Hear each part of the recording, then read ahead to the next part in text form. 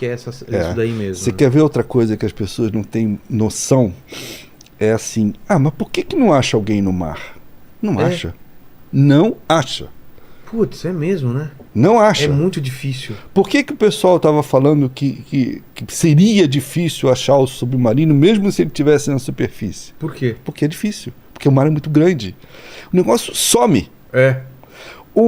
Você... Se você não tiver referência, né? Um ser humano, dentro do mar, boiando lá, náufrago, só com a cabeça de fora, que é só o que consegue sair. Esquece, é nada. É um ponto. É menos que um ponto. Quando você olha na dimensão que você olhou lá do navio, que você olha ao redor, não vê. Tem uma história... Vai emendando aqui, né? Vamos emendando. Então, claro, tem uma história que é das histórias que eu já narrei aí, que essa realmente, para mim, ela continua sendo extraordinária. E não é tão antiga, ela aconteceu em 2014, né? Então não faz tanto tempo assim.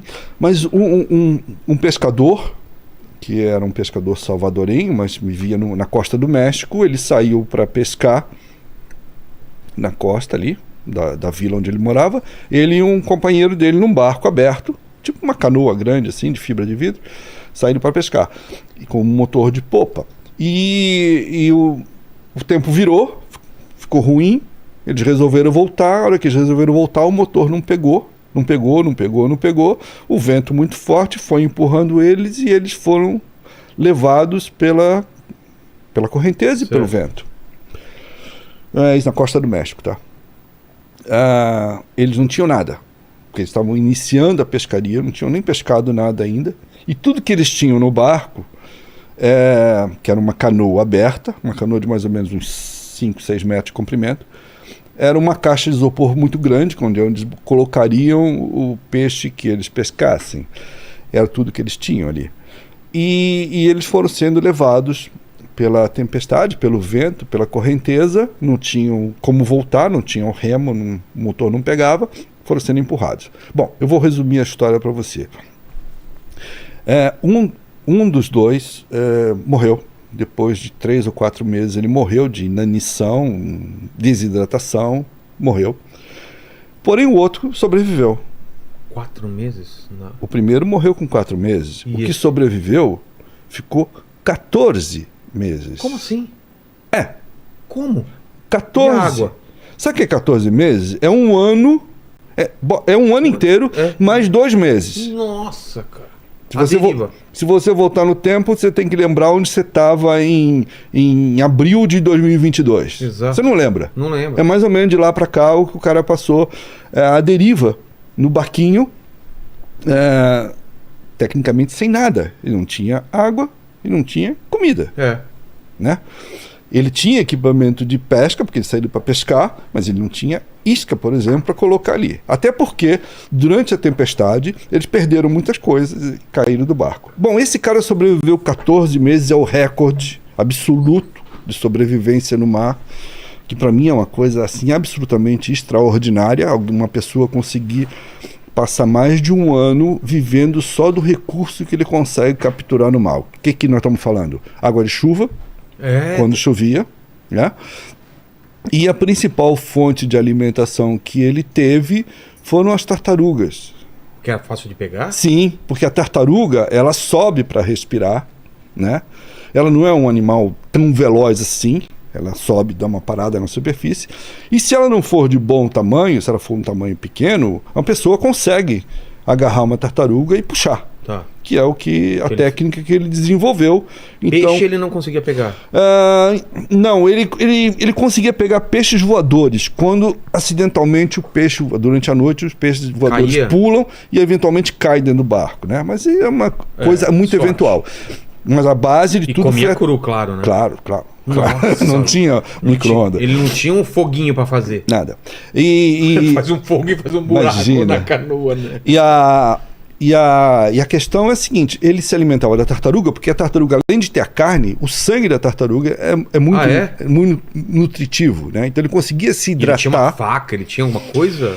Ele tinha uma faca, sim, por causa da pesca que ele ia fazer. E quando ele começou a se aproximar terra firme, digamos Sei. assim, depois Sendo levado. Sendo levado, dia e noite. Tá. Dia e noite sendo A empurrado. tendência é você ser levado para uma costa ou não necessariamente? Não, sim. Em algum momento- A tendência é que em algum momento o mar vai te empurrar para algum lugar De terra firme. de terra firme. A menos que você tenha a infelicidade de cair numa corrente circular. Putz. Que aí você fica dando giro Pra eternamente. Tá. Né? Ele teve a sorte de não cair nessa situação. E esse cara saiu da costa do México e foi parar nas Ilhas Marshall, que é do outro lado do Pacífico, tá? E ele foi parar lá, levado pelas correntes. Ele não tinha vela, não tinha motor, não tinha nada. Mas o mais impressionante da história também é que, assim, esse cara, para mim, é um herói. Imagina uma pessoa sobreviver tanto tempo assim. E esse cara, quando ele chegou, ele foi dar numa ilha que morava só um casal na ilha, que não falava a língua dele, e ele, enfim, ele estava nu, porque já não tinha mais roupa. Mas por quê? Usou a roupa para quê? Não, será? porque foi gastando com o tempo. Nossa. Sal e o sol, né? E esse casal socorreu ele, etc. e tal. E veio as autoridades portuárias lá das Ilhas Marshall para resgatá-lo e acharam que ele estava em bom estado para quem tinha passado tanto tempo no mar. Ele estava aparentemente saudável. Ele estava magro, barbudo, cabeludo, mas conseguia ficar de pé, inclusive. Sim. E aí começou o segundo drama do coitado. Ele chama-se José Alvarenga. É vivo, tá? Fez um livro até. O livro dele é a quantidade de dias que ele passou no mar, 438. É o título do livro. E aí começaram a duvidar da história dele. Duvidar no sentido de que talvez o companheiro dele não tivesse morrido. Talvez ele tivesse matado o companheiro. Talvez ele tivesse cometido canibalismo e por isso é que ele teria sobrevivido, né? E aí começou uma série de questionamentos, porque ele parecia estar muito bem para quem havia passado tudo isso.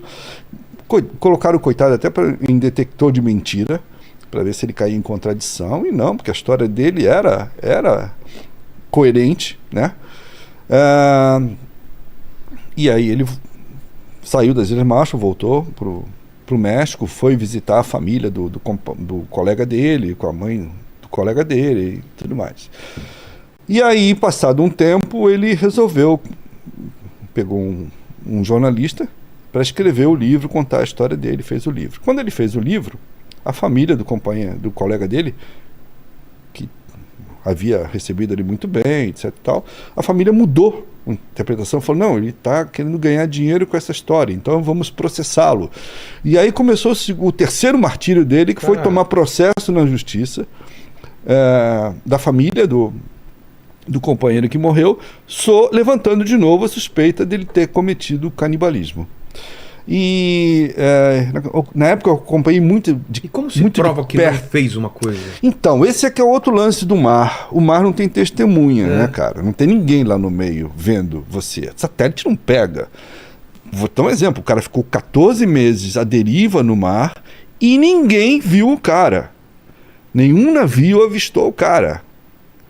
E ele não estava nadando, ele estava num barco de 5 metros. É pequeno, mas não é tão minúsculo assim.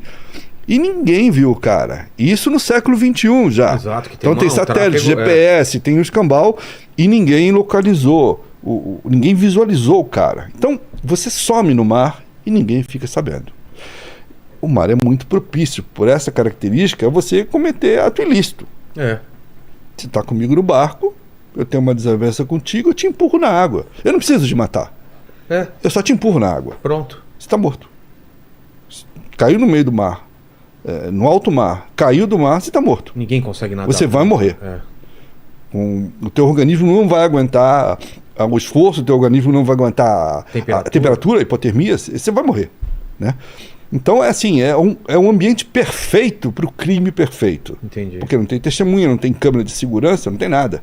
Tem só o depoimento seu. E essa é uma dificuldade que eu tenho em algumas histórias que eu conto, porque às vezes a pessoa some, a pessoa está navegando sozinha e o barco aparece sem a pessoa. E você nunca vai saber direito o que aconteceu com aquela pessoa. porque não tem testemunha, né?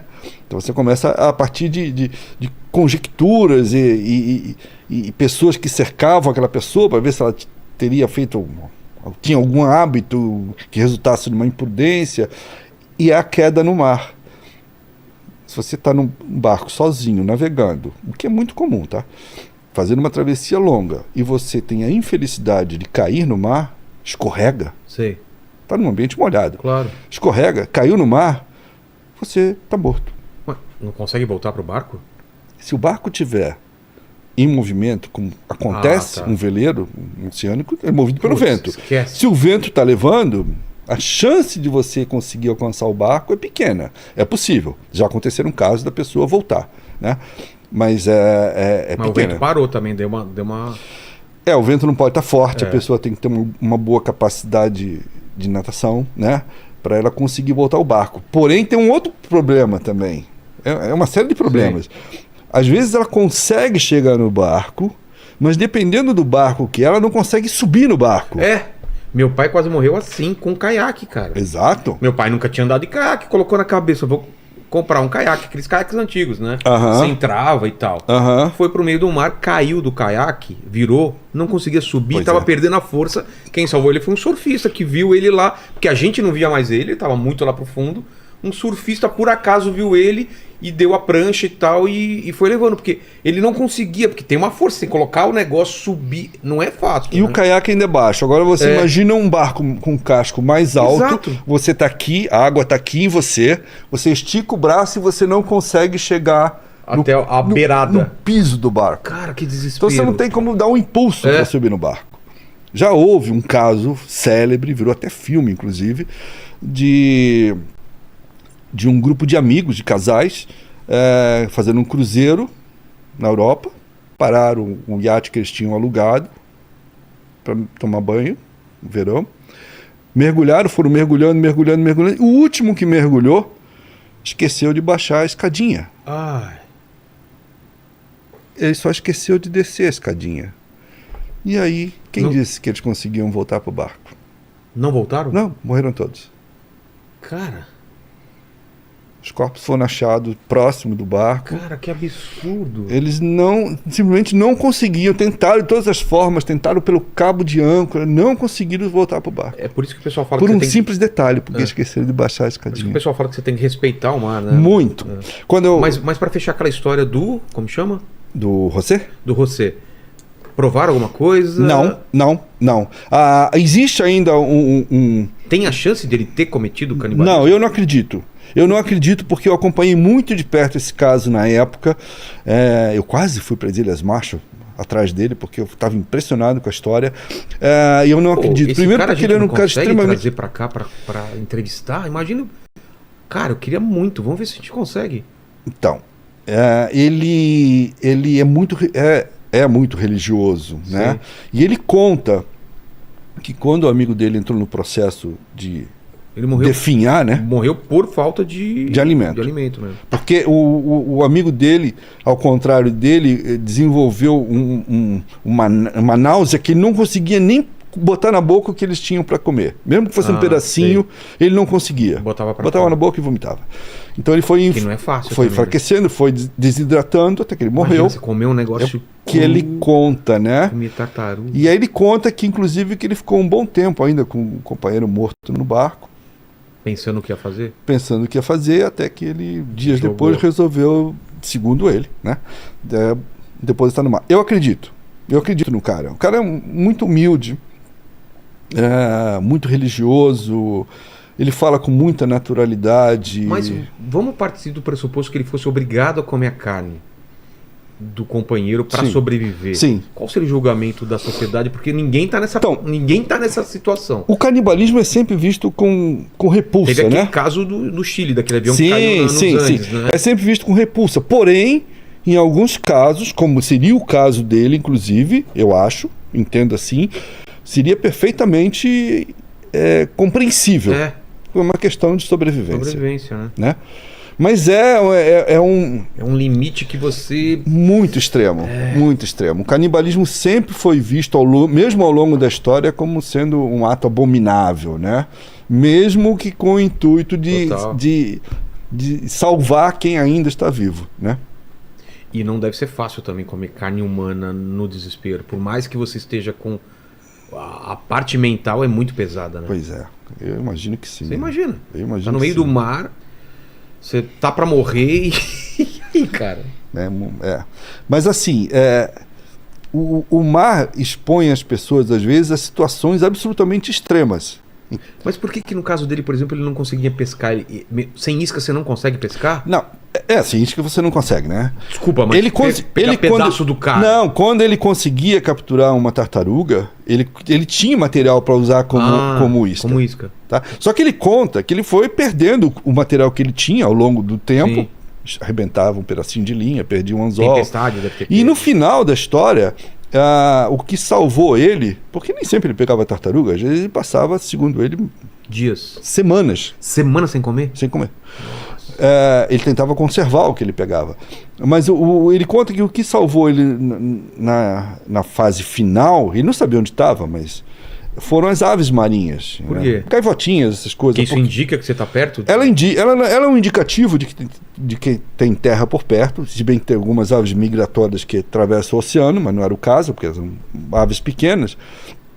Então ele imaginou que ele estava próximo, etc. Tal, mas elas eram uma fonte de alimento. Então ele começou a capturar. Ele conseguia pegar? Conseguia, porque essas aves, quando elas estão voando há muito tempo, elas também cansam. Então elas procuram um lugar para... Tem um barco, elas pousam... Vem um barco, elas dão uma paradinha no barco.